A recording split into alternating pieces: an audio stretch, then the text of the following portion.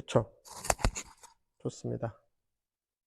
고맙게도 마이크를 선물 받아가지고 좀 좋은 음질을 도입할 수 있게 되었습니다. 뒷부분 이제 모든 것이 괜찮아지는 기술은 사실은 이제 데런 브라운이라고 하는 뭐 심리술사라는 직업이 있는지 모르겠지만 이제 그 책이지만 이 책의 어떤 기저에 흐르는 내용은 그리스 로마 그 철학 분파인 스토아파의 사상을 많이 넣었는데 상당히 좀 고대의 지혜를 다시 현대적으로 뭐라고 해야 돼? 접목했다? 자기 개발로? 자기 개발서들이 워낙 많기도 하는데 요즘에 또 그 자기 개발서 대세가 독설 날리는 거, 독설. 이게 유행이 있어요.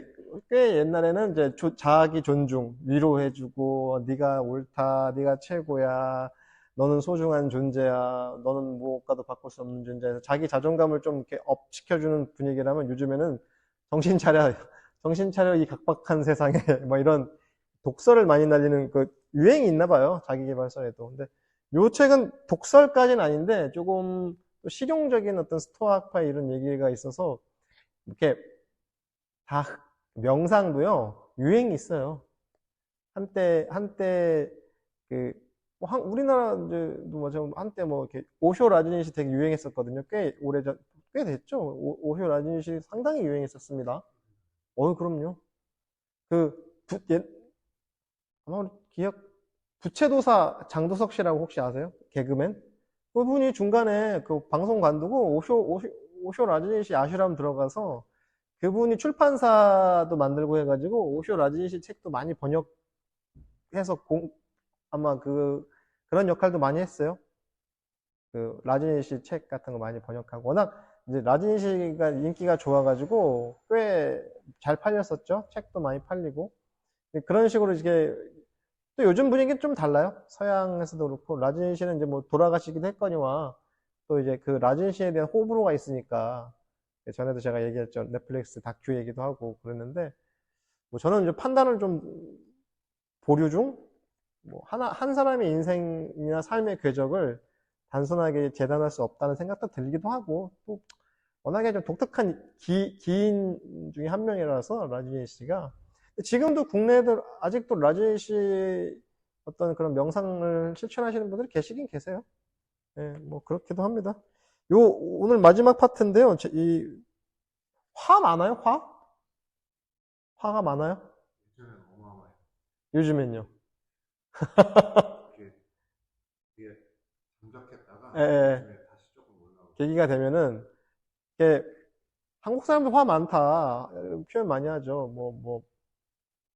재밌는 얘기는 반도 국가 사람들이 화가 많다 뭐 이런 얘기 하더라고요. 이탈리아 사람들도 우리 한국 사람들 기질이 비슷하다 뭐 이런 얘기 하는데 글쎄 요즘에 이제 지정학적 위치에 따라서 뭐 국민성 가르고 하는 거에 대해서는 뭐 이견들이 많이 있어서 그러는데 영향이 아주 없다고 보기는 어려울 수도 있을 것 같아요. 왜냐면 이제 반도 국가라는 게 대륙과 어떤 맞닿아 있고 또 섬 많은 어떤 열도 이렇게 왜 우리도 옆에는 일본이라는 강대국이 있고 또 옆에 이게 대륙 중국이라는 왜 그런 얘기 하더라고요. 한국 정도 되는 사이즈가 유럽에 있었으면은 상당히 강대국이라고. 우리나라 지금 국력되는 나라가 유럽 어느 대륙에 어느 속해 있으면은 그 지역에 상당히 강대국에 속하는데 우리는 좀 미국, 일본, 러시아, 중국 틈바구니에 있으니까 제가 요즘에 국제정세에 관심이 많아가지고 막 그런 유튜브도 찾아보고 책도 그런 중국 정세 같은 책도 보고 그러는데 그런 틈바구니 속에서 살아남으려다 보니까 일단 기본적인 분노의 에너지가 많이 있는 것 같기도 해요. 저도 사실 화가 좀 없지 않아 있는 사람이긴 한데 이 파트에서 화를 어떻게 다스릴 것이냐에 대한 얘기가 있어서 되게 실용적인데 이건 되게 진짜 적용해 볼 봄직한 어떤 테크닉도 있어요. 첫 번째가 일단 기다려라. 왜 그런 얘기 하지 않아요? 3초, 참을인자 3번이면 살인도 면한다. 이렇게 얘기하잖아요. 그리고 심호흡 10번 해라. 이런 거 있어요. 실제 그 분노를 다스리는 기법 중에 열받는 일이 있었을 때 심호흡 10번 해라. 크게 심호흡 10번 정도 하면은 일단은 그 화가 일정 부분 가라앉는다는데 사실 호흡과 연동하면 실제로 도움이 되는 기법이에요. 호흡과 연결해서 뭘 할 때 일단 명상이 됩니다. 그 자체가. 여기 재밌는데 에픽테토스는 편람이라고 하는 책에서 이렇게 말했다. 내가 여유를 부리는 동안에 문제가 기다리게 해라. 문제가, 그러니까 화가 나는 문제를 기다리게 하라는 거예요. 우리 즉각 반응하잖아요. 성질 급하니까, 저 같은 사람도 성질 되게 급하거든요. 그러니까 즉각적으로 반응하는데, 한 박자 쉬란 얘기죠. 더 나아가서, 세네카는 화에 대해서 분노의 표출을 지연시키는 것은 단지 문제에 관심을 끌려는 목적이 아니라, 어떻게 행동하는 것이 더 좋을지 나은 판단을 내리기 위해서라는 점을 분명히 했다라면서 인용문이 있는데, 분노를 바로잡는 가장 좋은 방법은 지연시키는 것이다. 먼저 분노의 양보를 얻어내라. 용서하기 위한 것이 아니라 제대로 판단하기 위한 것이다. 분노의 첫 타격은 엄청나다. 하지만 기다리면 결국은 멈춘다. 한 박자 쉬라는 얘기인 거예요. 분노의 대상이 떠올랐을 때 아니면 분노의 감정이 올라왔을 때 한 박자 멈춰서 가라. 이 부분에서 되게 감정이입했던 게 저한테 되게 중요한, 저도 되게 즉각적 반응하는 이 성향이거든요. 본인 MBTI 유형하세요? 아마 아시는 분은 아실 건데, MBTI에 대한 호불호도 계속 갈리니까, 이거는 뭐, 심리학이 아니다. 이건 뭐, 대중심리학이다. 근데 저는 한국 사회에서 MBTI가 어떤 좀 요즘에 부각된 이유가 있다고 봐요. 그건 저는 맥락을 보는 게 좀 더 중요하다고 보는 편이라서 MBTI가 심리학적으로 타당하지 않다가 아니라 왜 한국 사회에서 MBTI가 이렇게 열광적으로 뻗어나갈까? 그런 걸 놓고 봤을 때 뭐 저는 나름 그 가치가 있다고 보는데 제가 어쨌든 이 MBTI 유형 검사하면요. 되게 즉각적인 인식하는 스타일이에요. 그리고 즉각적으로 반응하는 편이라서 MBTI로만 봐도 좀 성질이 급합니다. 근데 한 박자 쉬는 게 어려워. 그냥 바로 1초 안에 반응하거든요. 예. 그렇기도 합니다. 보통 화가 났다는 것은 두려움을 느낀다는 뜻이다. 상대의 행동으로 우리가 무력해질까봐, 배신당할까봐, 감당하기 힘든 상황에 처할까봐, 버림받을까봐, 자율성을 잃게 될까봐 두려움을 느낀다. 형편없는 서비스에 화가 난 이유는 조금은 우리를 제대로 안 듣고 무시한다고 느끼기 때문이다. 우리는 버림받는 것과 감당하기 힘든 상황에 처하는 것에 대한 두려움으로 고통받는 경향이 있다. 화가 왜 나냐? 버림받는 거에 대한 두려움이 있다. 소속되지 못한다는 두려움이 있다. 감당하지 못한 힘든 상황에 처해질까봐 두려워한다는 거죠. 많이 짖는 개가 겁이 많은 개다. 그렇죠? 사실은 진짜 큰 게 무서운 개는요, 잘 안 짖는데요. 이렇게 무르르 하고 있다가 갑자기 확 문다는 거예요. 그러니까 이 말티스나 치와와들이 많이 짖어요. 제가 옛날에 말티스 키워봤는데 얘는 뭐 옆집에 뭐 비행기가 날아가도 짖더라고. 막 예민한 거, 민감한 거. 사실 그렇게 화가 많다는 건 역설적으로 내가 되게 내면이 좀 뭐라고 해야 돼? 오히려 그러니까 막 하고 허세를 부리고 막 이렇게 하는 사람들이 오히려 더 약해요. 내면이 되게 말랑말랑하다고. 그래서 이렇게 길에서 뭐 문신 막 몸에 그런 거 보세요, 가끔? 그 사회면에? 뭐 편의점에서 뭐 물건 뭐 하다가 갑자기 문신 보여준다는 거야. 자기 팔에 문신 있다고. 아니, 카드를 보여주고 현금을 보여줘야지 왜 문신을 보여줘. 이게 알아다라는 얘기야, 이게. 인정 욕구예요, 사실은. 몸이 도화지도 아닌데, 문신은 뭐 할 수도 있고 안 할 수도 있는데, 왜 이렇게 약간 그런 문신 있잖아요. 이렇게 헤비한 문신 있잖아요. 이레즈미인가 뭐 일본 말로 일본 야쿠자들 하는 그런 문신 있잖아요. 이런 거 이렇게 보여주는 거 이렇게 보여준대. 왜? 나 약하다. 나 알아줘라. 나 인정받고 싶어. 이런 거 사실은 그 내면의 욕구가 있다는 거죠. 우리가 왜 분노하냐? 사실 그 분노에 내가 상처받을까봐. 그 고슴도치가 가시를 세우듯이 그런 거죠. 그래서 결국 이 분노의 상황에서 한 박자 멈춰라. 이런 첫 번째 어떤 과제, 어떤 해결책. 두 번째는 흔한 호기심에 휘둘리지 마라. 이거 재밌어요. 흔한 호기심에 휘둘리지 마라. 무슨 의미냐? 여기 인용문이 있는데 화내는 걸 피하고 싶은가? 그렇다면 호기심에 이끌려 알고자 하는 충동에 저항해라. 사적으로 연관된 일이라 해도 누가 나를 비난하지 않는지, 악의적인 험담을 하지 않는지 알아내려는 사람은 자기 마음의 평화를 스스로 파괴하는 것이다. 몰라도 되는 것은 몰라도 돼. 굳이 알려고 하지 마. 누가 내 뒷담화를 하는지 험담을 하는지 굳이 몰라도 되는데 우리 그 관심 가져. 원불교식으로 얘기하면 무관사에 동하지 마라. 네. 괜한 호기심 부리지 말라고요. 몰라도 되는 거는 넘어가도 돼요. 굳이 알아서 득될 거 없으면요. 네. 되게 SNS 같은 거 하면 되게 그런 거 많이 있어요. 댓글 같은 거, 좋아요 이런 거 누르는 거. 예, 저도 그렇거든요. 저한테 하는 얘기 같아. 무관사에 동하지 말라. 나랑 관련 없는 일에 괜히 동하지 마라. 호기심 갖지 마라. 이런 표현인 것 같아요. 세 번째, 당신의 판단을 의심해라. 우리는 되게 그러잖아요. 믿고 싶은 거 믿죠. 이게 확증 편향이라고 해요. 사이비 종교 되게 유명한 사건이죠. 우리나라에 옛날에 휴거. 92년도에 휴거가 일어난다고. 92년도에 휴거가 일어나고 7년 대환란이 있고 99년에 지구가 멸망한다. 이게 시한부 종말론. 제가 92년도 중학생이었는데 TV를 교회 종말론 시한부 종말론 교회 앞에서 이제 뉴스가 이제 중계를 하고 있어요. 12시가 되면 휴거가 뭐냐면 그러니까 교회 다니는 사람들만 이렇게 공중으로 이렇게 들린다는 거예요. 공중으로 휴거가 공중 들림이라고 해서 그 교회를 예수님을 독실하게 믿는 사람들은 공중으로 이렇게 천국으로 이렇게 끌고 이렇게 당겨서 올라간대요. 그런 그림도 있고 했어요. 제 옆집에 친한 이웃이 있었는데 그분 집안이 종말론 교회를 다녀가지고 참 많이 봤어.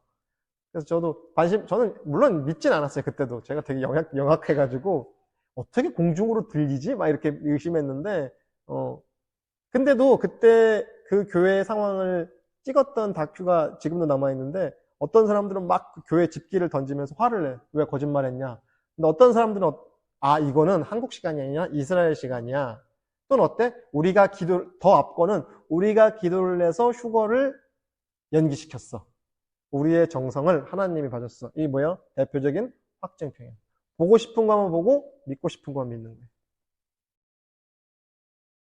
이게 우리가 대표적인 오류죠. 또 하나 오류가 뭐냐면요. 예측하는 거. 다른 사람의 마음이나 상황을 섣불리 예측하는 거. 왜 콜드 리딩이라는 게 있어요. 콜드 리딩이 뭐냐면요. 독심술. 저 사람이 다리를 떨고 있다는 건 뭐 이런 거 있잖아요. 뭐 초조하다는 거다. 뭐 웃고 있을 때 뭐 어떻게 웃는 사람은 그런 책들 많아요. 저 시중에 가면은 뭐 FBI의 수사 기법 해가지고 이런 책들이 있거든요. 그런 걸 이제 일종의 콜드 리딩이라고 불러요. 사람의 내면을 읽고 싶은 거 있잖아요. 근데 사실은 우리의 욕망이죠. 내가 모르는 걸 알고 싶은 일종의 욕망이죠. 예측하는 거예요. 여기 상처라고 여겨지는 판단을 없애고 무시하기로 마음먹어라. 어떻게 없앨까? 너에게 상처가 된 문제가 도덕적으로 나쁜 게 아니라는 사실을 성찰함으로써 실천해라. 우리는 되게 어떤 문제를 맞닥뜨렸을 때 나는 희생자, 나는 피해자, 희생자, 코스프레라고까지 하는 좀 그렇지만, 예. 아까도 얘기했지만 누구나 상처받을 수 있고 누구나 고통을 받을 수 있어요. 나라고 예외가 아닐 거라 생각할 필요는 없습니다. 또 하나는 뭐냐면요. 최악의 일을 상상한다. 우리가 저지르는 오류 중에 대표적인 게 최악의 일을 상상해요.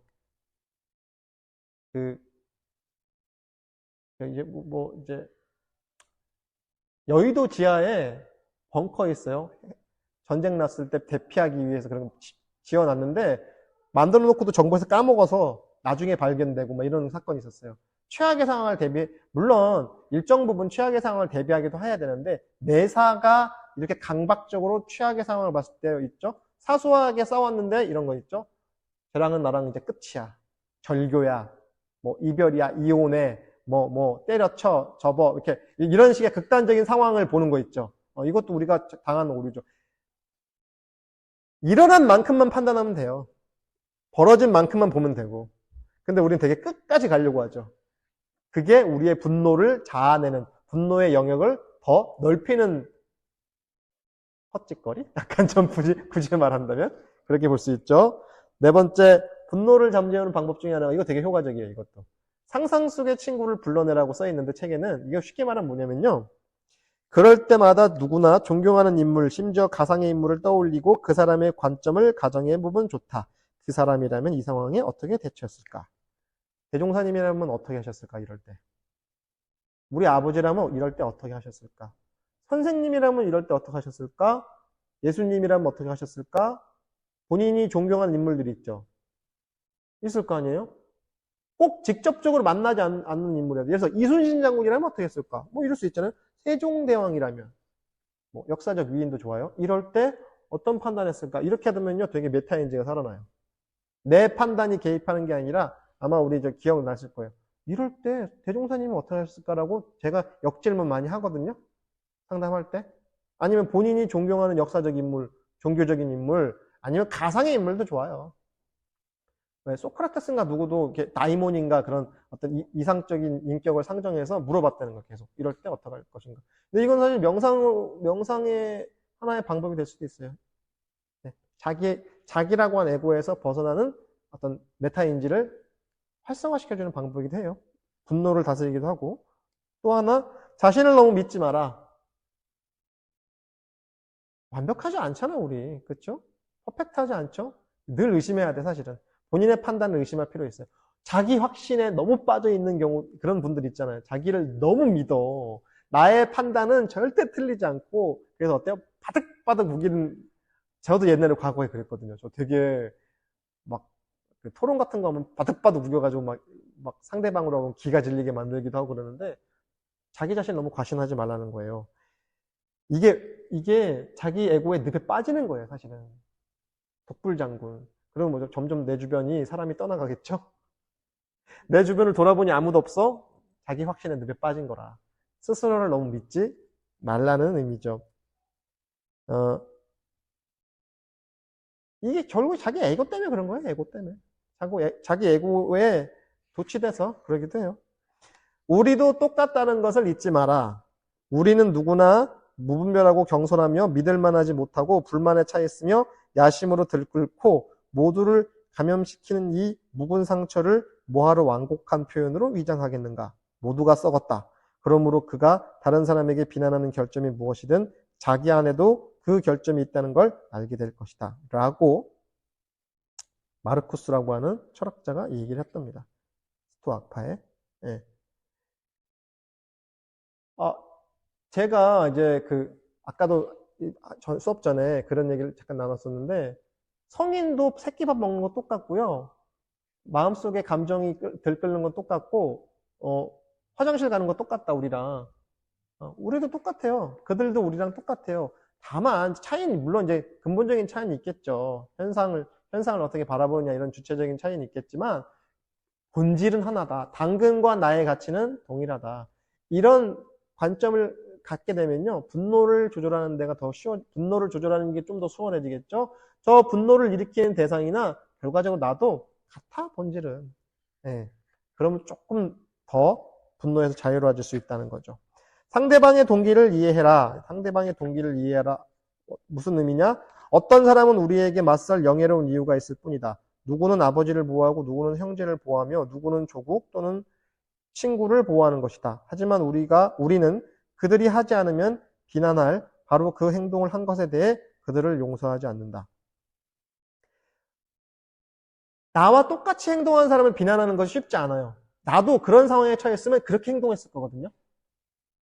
저 사람 입장이라면 어떻게, 제가 저렇게 나를 지금 분노를 유발하는 행위는 나도 할 수 있는 행위예요. 되게 그래요. 우리가 사실 사소한 걸로 분노해요. 어마어마한 걸로 분노 잘 안 해요. 예를 들면 이런 거죠. 우리 수돗물 못 믿으니까 정수기물 먹죠. 근데 예를 들어서 후쿠시마 오염수 방류하는 거는 정부가 국제기구가 했으니까 괜찮겠다 이렇게 생각하는 분들도 있더라고요. 뭐 이게 정치적인 걸 떠나서 이건 정치적인 문제가 아니니까. 근데 라면 끓일 때 정수기물로 끓여요, 수돗물로 끓여요. 가지고도 논쟁 부릴 수 있죠. 어떻게 하세요? 저는 그냥 수돗물로 끓이거든요. 예. 근데 어떤 분들은 왜 수돗물로 끓여, 정수기로 끓여? 이런 거 가지고는 되게 논쟁하는데, 예를 들어서 뭐 그런 방류한다 이런 거는 별로 크게 생각하지 않아. 사실은. 어때요? 동기를 이해해보면요. 사실은 그렇게 대단한 걸로 우리가 싸우지 않아요. 대단한 걸로 분노하지 않아요. 되게 사소하고, 어찌 보면, 그냥 라면 끓이는 정도로 분노해요. 저는 라면을 약간 꼬들꼬들한 면을 좋아하는데, 누군가는 되게 퍼진 걸 좋아해요. 저는 물이 약간 이렇게 정량으로 맞추는 걸 좋아하는데, 누구는 거의 한강물 마냥 넘치게 끓여. 예. 그런 정도로 싸우지, 대단한 걸로 싸우지 않아요. 예. 국가 간의 분쟁도 그래요. 대단한 걸로 안 싸웁니다. 국가 간에 서로 충돌할 때 어마어마한 걸로 이념으로 싸우지 않아요. 사실 그 이면에는 별거 아닌 동기예요. 또 하나, 마지막이죠. 마지막입니다. 기대치를 낮춰라. 너무 기대하지 말라. 기대가 크면 실망도 큽니다. 근데 열의 6만 마음에 맞으면은 된다고 하셨죠? 원불교 대중사님께서 인생을 살아갈 때 10 중에 6 정도만 기대를 충족해도 만족하라고. 우린 왜 집을 99채 갖고 있는 분이 하나 갖고 있는 사람 뺏어서 100 채우고 싶잖아요. 너무 기대하지 마요. 무엇이 됐든 간에 너무 기대하지 마세요. 기대가 크면은 실망도 크고요. 실망이 크면요, 화도 깊어요. 그게 누구라 할지라도. 왜 가족들 되게 화 많이 나죠? 왜? 내 에고의 확장이니까 더 화가 나요. 길에 무심히 지나가는 사람한테 화 안 나죠? 나한테 직접적으로 관계가 없으니까 화가 안 나. 근데 가족은 화가 나요? 남편은 화가 나죠? 길에 지나가는 유사한 또래의 중년 남성 보고 화가 안 나. 근데 집에 갔을 때 저 소파에 앉아있는 저 남자는 화가 나. 왜? 내 남편이니까. 나의 남편이니까. 나의 아들이고, 나의 딸이고, 나의 부모니까 화가 나는 거예요. 내 영역, 나의 에고의 확장이니까 내 마음대로 안 되면 화가 나죠. 내가 손가락을 삐었어요. 손가락을 내 마음대로 못 움직여요. 그래서 밥도 먹기 불편하고 글도 쓰기 불편해. 화나죠. 왜? 내 건데 내 마음대로 못 쓰니까 화가 나는 거예요. 그쵸? 내 가족 왜 화가 나? 내 새끼인데 내 마음대로 안 돼. 내 남편인데 내 마음대로 안 돼. 내 마누라 내 마음대로 안 돼. 내 마음대로 하고 싶은데 못 해. 그러니까 화가 나는 거예요. 그래서 기대를 하지 말라는 거예요. 저 남자는 내 남편이 아니다. 저 자식은 내 아들이 아니다. 쟤는 내 딸이 아니다. 저거는 내 물건이 아니다. 저거는 내 영역이 아니다. 기대치를 좀 적절히 낮추면요. 열에 6 정도만, 100% 중에 60%만 성취해도 하라는 얘기죠. 이거 되게 실용적인 얘기입니다. 저는 그렇게 생각하지 않는데요. 라고 하실 수도 있죠. 그건 각자의 선택이고 영역인데, 명상의 방법 중에 자해명상이라는 게 있어요. 메타라고 하는데, 메타, 까루나 이런 명상법 중에 자해명상 요즘에 많이 하죠. 자해명상. 그러니까 처음에는 가까운 대상에게 마음속으로 소위 말해서 기도하는 거예요. 그래서 아무개가 행복하기를, 아무개가 평화롭기를 숨을 들이쉬고 내쉴 때마다 하는 거예요. 그 문구를 스스로한테 일단 그냥 가장 기본적인 자해명상을 설명하자면요. 그냥 숨을 들이쉬고 내쉴 때마다 가까운 사람을 떠올리는 거예요. 우리 아이가 행복하기를, 우리 아이가 평화롭기를, 내 남편이 행복하기를, 내 남편이 평화롭기를. 이런 식으로 하면 되게 마음이 정말 따뜻해지고 정말 말랑말랑해지거든요. 근데 처음에는 가까운 사람으로 시작해요. 진짜 사랑하는 사람. 진짜 충분히 납득할 만한 사람한테 해요. 그러다 점점 너무 좋아하지도 않고 너무 그냥 감정이 중립적인 대상까지 옮겨갔다가 나중에 숙달되면 미워하는 사람, 증오하는 대상까지도 가는 거예요. 네. 이것도 감정의 깊이에 따라 달라지거든요. 처음에 우리 아이는 예를 들어서 이제 갓 태어난 애기 다 커서 사춘기 중이병 걸리는 애들 말고 갓 태어난 우리 애기 얼마나 이뻐요? 그럼 그 아이가 행복하기를, 그 아이가 평화롭기를. 이건 누구나 당연히 돼요. 근데 한 30년 사는 부부 입장에서 저놈 인간, 저놈 옆였네, 저놈 남편 막 이렇게 하고 있잖아요. 그때 어때요? 그때도 평화롭게 돼야 돼요. 마음속으로 수용되고 납득되게. 사실 분노, 이 화라는 얘기가 나와서 그런데 화를 다스리는데 좋은 명상법이 자해 명상이에요. 지금 제가 말씀드린 거 한 거. 그가 행복하기를, 그가 평화롭기를. 근데 처음, 제일 어려워요. 제일 어렵죠. 제일 어려워서 그래서 처음에는 쉬운 대상부터 하라는 얘기예요. 쉬운 대상이 잘 되겠죠, 당연히. 처음부터 잘 되겠죠? 그러다가 중립적인 대상으로 가는 거죠. 중립적인 대상은 뭐 되다가 안 되다가 하다가 중립적인 대상도 잘 되면요. 그때는 어때요? 조금 부담스러운 대상. 더 나가서는 증오하는 대상까지 가는 거죠. 네. 그게 정치적이든 가족이든 아니면 나한테 큰 해를 입힌 사람이든 거기까지 가면 어때요? 사실 그게 내 마음속에 독을 푸는 거예요. 그래서 화가 많은 자에게는 자해명상을 권유하고 지혜가 부족한 이에게는 뭐를 권유하고 이런 명상법을 대체하는 게 있어요. 호흡 수식관 같은 거. 집중력을 키우기 위해서, 그러니까 지혜를 증장시키기 위해서는 수식관, 숫자를 들이쉬고 내쉴 때마다 숫자를 매겨라. 이런 걸 하기도 하고요. 또 이제 욕심이 많은 사람한테는 애착 또는 애욕이 많은 사람한테는 백골관. 사람이 죽으면서 이게 시체로 썩어서 나중에 백골로 화하는 거를 관하는 거죠. 그런 명상법도 있어요. 눈이 동그래지시네. 실제로 그런 명상법. 그래서 저기 태국 같은 데는 그 시신기증해서 하기도 합니다. 의과대에서. 근데 지금은 아니고 옛날에 그랬고, 사진. 제가 태국의 그 명상센터에 들른 적이 있었는데, 태국 저 간 일이 있어서 몇 년 전에, 벽 기둥에 사진이 걸려 있어요. 우리나라 사찰은 이렇게 기둥이 있고 안에 이렇게 막혀 있는데, 태국 같은 데 더우니까 지붕만 있고 기둥만 있어요. 다 뚫려 있어요, 벽이. 명상센터도, 물론 이제 법당은 이렇게 또 막힌 데도 있지만, 더운 나라니까 벽이 없어. 기둥만 있고 지붕만 있어요. 그럼 그 기둥에 사진이 걸려 있어요. 시체가 썩어가는 과정.